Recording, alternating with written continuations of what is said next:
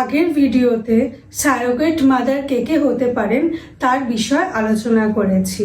আজকের ভিডিওতে কোন কোন কাপলসরা স্যারোগেসির জন্য অ্যাপ্লাই করতে পারেন সেই বিষয়ে আলোচনা করব। যেসব কাপলসরা স্যারোগেসির মাধ্যমে বাচ্চা নিতে চাইছেন তাদের অবশ্যই আইনত বিবাহিত হতে হবে এবং দুজনকেই ইন্ডিয়ান সিটিজেন হতে হবে।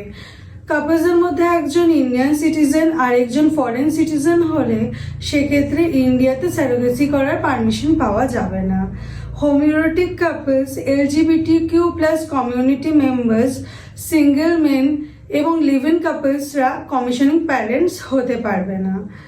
যেসব দম্পতিদের কোনো শারীরিক অসুবিধা আছে তারা যে কোনো একজন ডোনার এগ অথবা ডোনার স্পার্ম ইউজ করতে পারেন। ডিভোর্সড অথবা উইডোড মহিলা নিজের এগ অন্য কোনো ডোনার স্পার্মের সাথে ইউজ করতে পারেন। যে কোনো কাপল ম্যাক্সিমাম 3 বার স্যারোগেসির জন্য ট্রাই করতে পারেন। এই ধরনের আইনি তথ্য বিশদে জানতে হলে আমার পেজটিকে লাইক করুন।